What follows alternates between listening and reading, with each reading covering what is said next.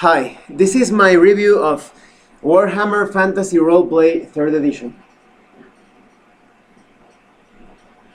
Now, before I begin, I have to tell you a bit of what I'm basing my criticism for this game on, because this is actually a decent game, but there are a few things that left me disappointed with the whole package, and for you to better grasp or understand what I'm trying to say, I need to tell you a bit about what I don't like about Fantasy Flight Games business model or business strategy or plan.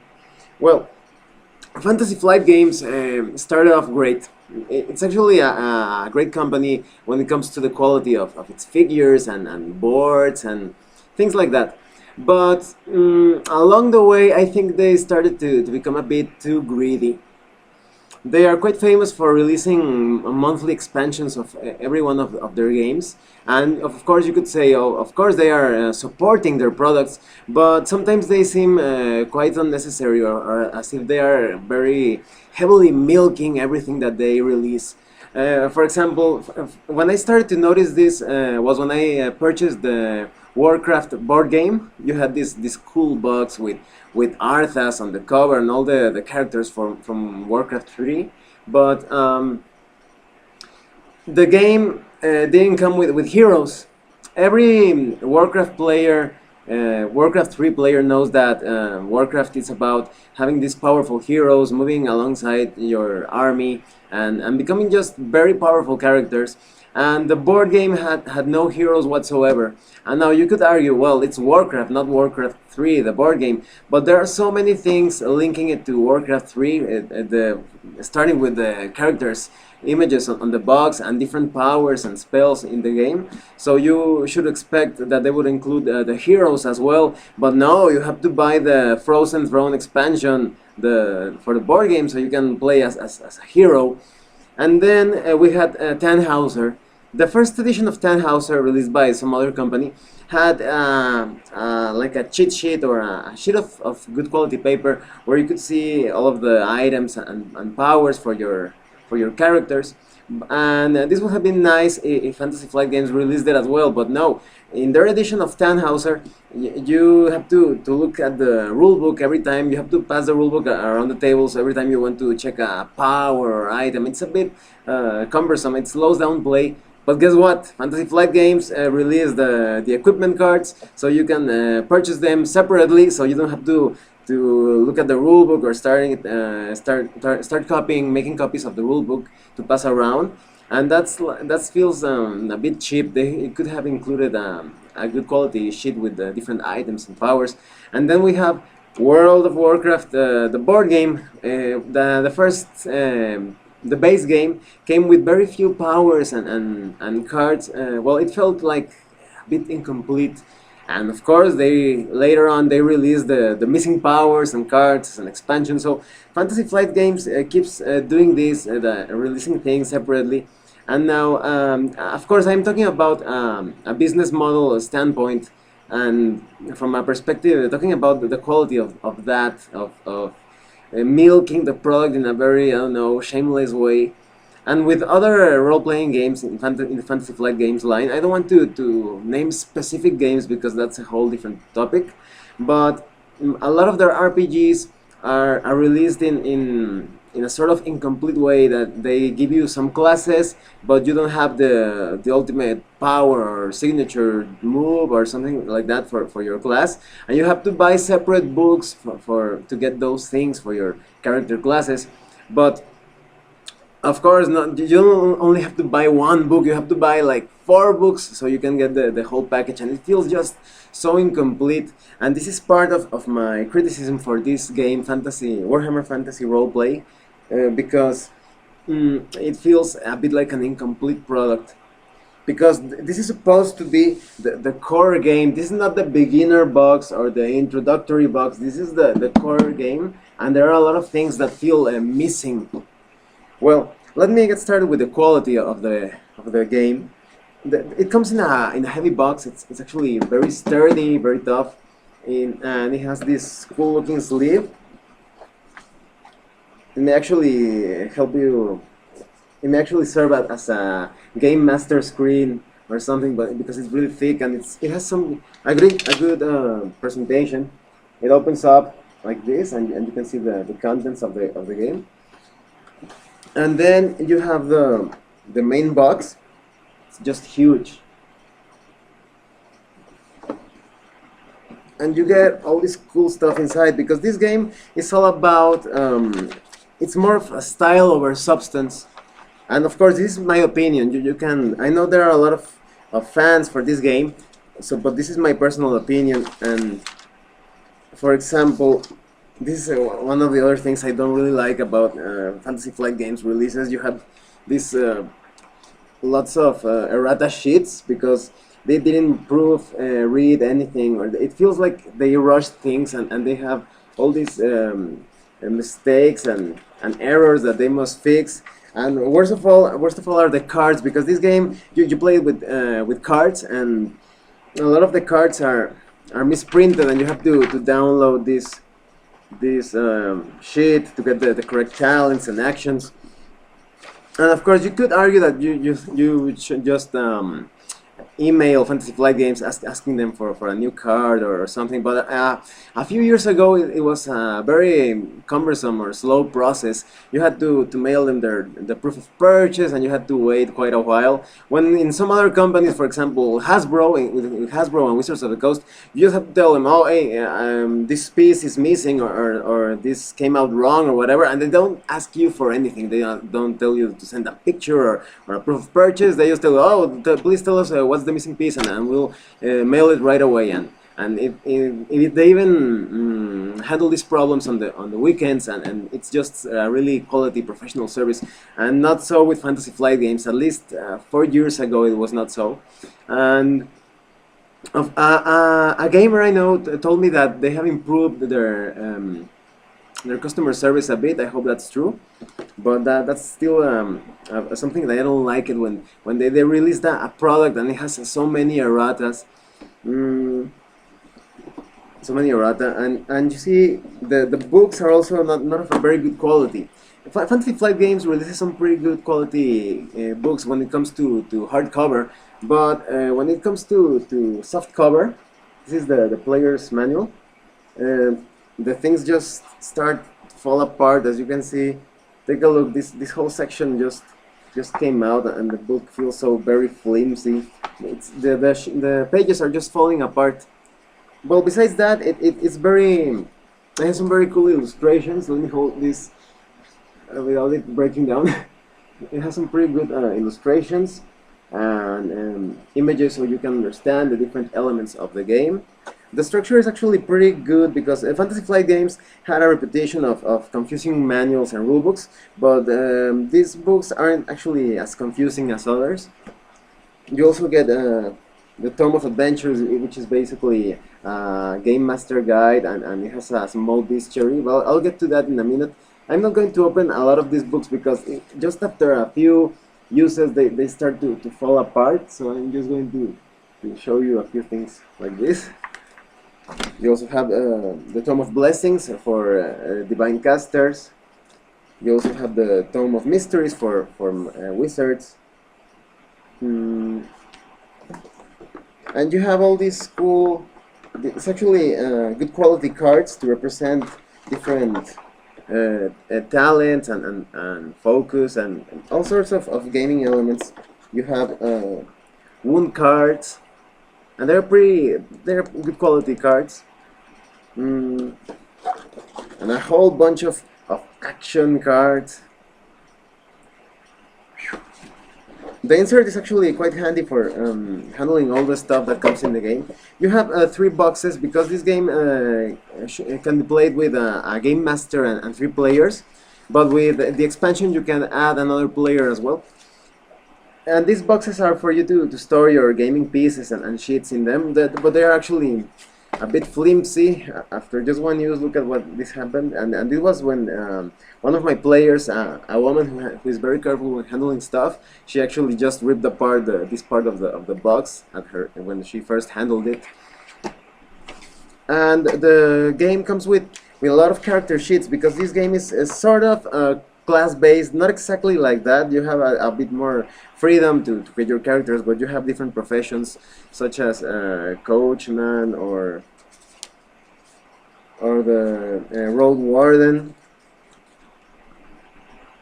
You have other classes such as advanced classes like the giant slayer, I believe, and the flagellant and the witch hunter. Here's the flagellant. And the cards are also also have the necessary information to play the game, and they're good quality cards. You also have a lot of thick cardboard stand figures. Let me show them to you.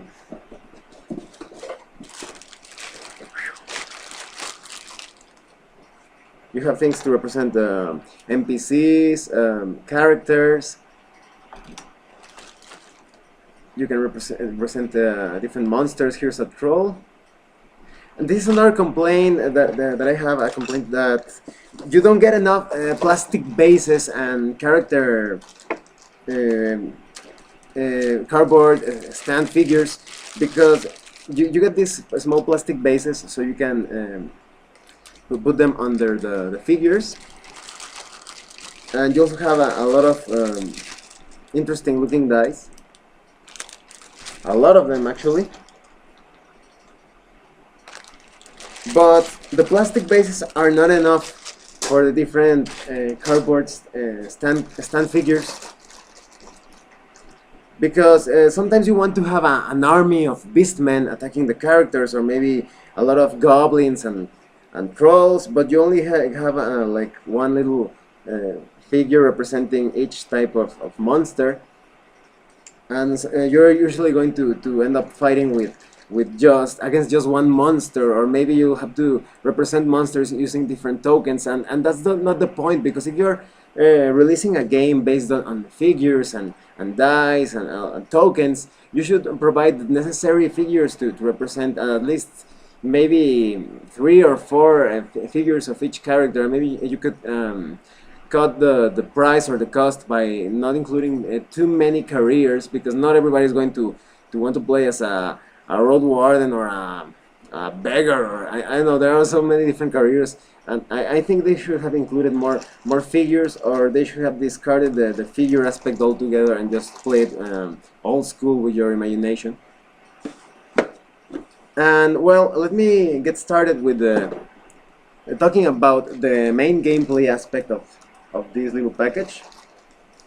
Well, you create your character like in many other games, generating stats and distributing those stats and skills, because this is a very skill-based game, with skill-heavy, with a lot of classic skills such as observation, leadership, intuition, coordination, charm, athletics, first aid. So you start generating a character based on a specific role. Maybe you're playing a sort of like a surgeon, or some sort of mercenary or soldier type character, and you can create men, dwarves, or elves. But this game feels too human-centric sometimes. Most of it happens in the Human Empire, of course, but I think they should have I don't know, expanded the scope of the entire game, so you could play as a lot of different dwarven archetypes, or at least considering the number of human specific careers that you see, because of course you could create a dwarven road warden, but I think they should have added a bit more flavor. But of course, Fantasy Flight Games was already planning on releasing different expansions based on the races. I think, well, they released the expansion based on dwarves and their culture, but they also wanted to include elven culture as well. But I think I don't know, something that has to do with the license or their plans at the long term, they stopped supporting it like that.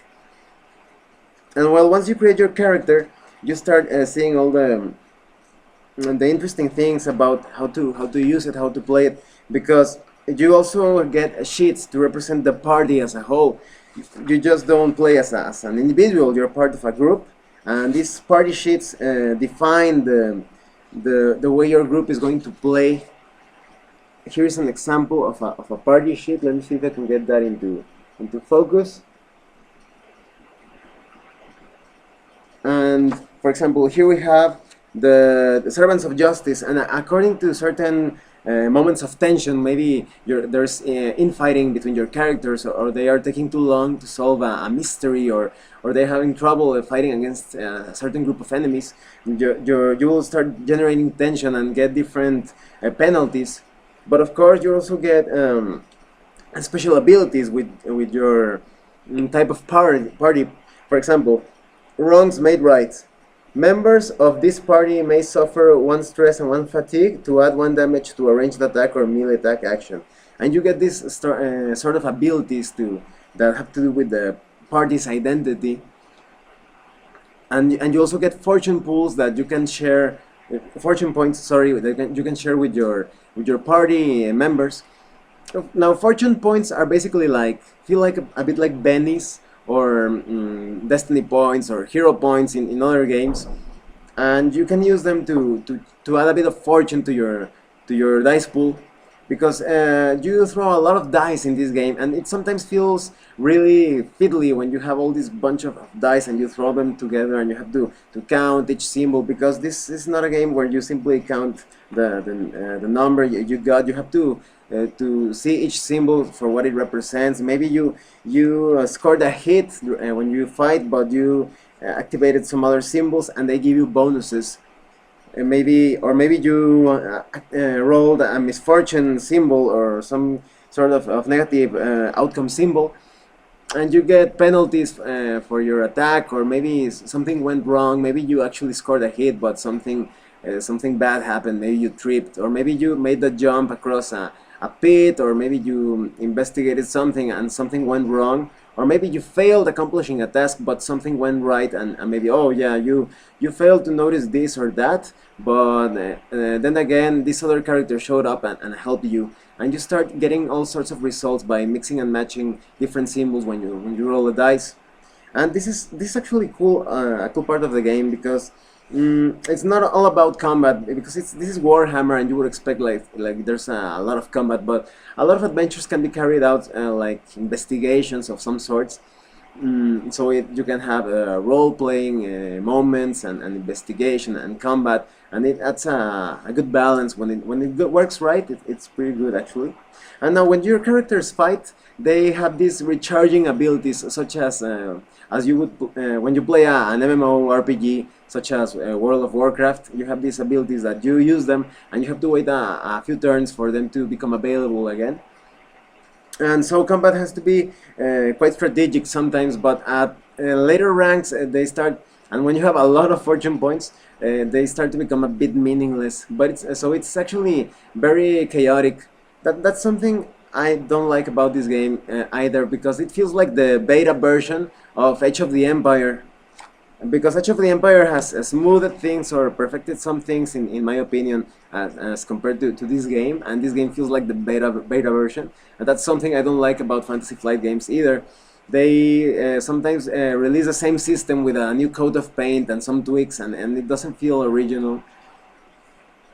And of course, you also have different conditions, and you may even become insane or corrupted in some way, and you get all these wounds that may cause you penalties, because this is actually it's like a paradox. It presents itself as a greedy game with a lot of dark cults and character deaths, and heroes also may suffer a very grim end, because in the world of Warcraft, sorry, of Warhammer, as many of you know, the forces of light and darkness are equally matched, and sometimes one overpowers the other by a lot, usually the dark forces. And so it's pretty natural for heroes in this dark world of Warhammer to die easily. But at the same time, you have these fortune points, and there are many occasions when you don't feel your character is at risk or in great danger. But because of the different wounds that an enemy, if he gets lucky, he may actually kill you with a few lucky blows. Mm, you start to get the feeling that things weren't too well planned out when creating this game. Because, for example, you also have when you fight beasts or monsters or whatever, the bestiary doesn't give you like a solid way to measure your encounters, because in other games, even old school games, you just look at the stats of the monster, oh, and you're completely certain that you know what type of character level can face against that monster. But here, it's like the designers aren't even sure if this monster is suited for a lower level or higher level character, because in this game your character is moving in ranks every time you level up by completing certain objectives or good role playing. You achieve a new rank, and you may even take different careers. Maybe you were a surgeon and you decided to become a priest, and you change careers, and thanks to that you can take some of the abilities you gain in a specific career, and you can take them to your new career. So it feels like a multi-class character most of the time. But if you want to go at high ranks, of course you have to buy another game, and it feels kind of unfair, because there are a lot of games out there in just a single book they tell you all you need for a significant number of levels or ranks, and here it feels kind of incomplete, especially for spellcasters, because spellcasters here they all just get like or two or three spells per rank. So they could go higher, a lot higher, because there are so many actions that for rank 3 or 4, and the characters in this game, the spellcasters just get spells for a few ranks, and they never reach their full potential. At least it doesn't feel like they achieve the potential that you should get in a complete game. You have to buy a separate product to get the missing spells for the other ranks, and if you prefer divine spellcasters, you have to buy another product. So you have to buy a lot of separate products for your spellcasters to feel, I don't know, realized or fulfilled. I don't know. It's actually quite messy. And the other thing that I don't like about this game is that the bestiary feels very incomplete, because when I purchased this game, I was thinking, wow, I just can't wait to play to use one of the greater demons of chaos, of Nurgle or of Korn or Sinch against the players. But here you just get like a few minor demons and some cultists and some beastmen. You don't get dark elves or chaos dwarves or chaos ogres, and you get a very, I don't know, measly quantity of Skaven. There are a lot of famous Warhammer enemies that they could have included in this bestiary, and they just give you a small sample as if this was the beginner box or the introductory box. And they actually handle it with a very good format. For example, here you have some stats for minor demons, and you can check the background in one page, and you can see the actions and the stats on the other page, and this is actually quite handy. But in the bestiary, the creature guide, which is actually incomplete, it doesn't have all the famous monsters, because you have to buy separate boxes for those. That book is a mess. It's a huge mess. They completely discard this cool format of stats on one side and background on the other, and they give you a whole mess. The pages are all in different places. The action cards are, the pages for the action cards are in different places, separated from the background, and I have to make a review for that book, because that book is a huge mess. And of course it was made like that because so you had to buy the creature vault, I believe it was called, that had different action cards to better organize your encounters. The game also comes with a nice adventure. It's actually very well built. It's called An Eye for an Eye, and it's a good adventure because it mixes parts of investigation, combat, roleplay, and your characters start getting a good feel of what this game is about because of the variety. And another thing that I like about this game is that it has these like tracking devices, so you can track different things in the game. For example, maybe there's a chase, and you can measure the progress of the characters. You can measure here's an example, the time it will take them to accomplish something. and they are also used to track the character stances, because your character may be very aggressive, or maybe very defensive when they are fighting. And well, that was a lot of criticism for this game, so let me give you what I actually think about this whole package. If they had labeled it as an introductory box or beginner game or something like that, I wouldn't have been too severe or harsh with it.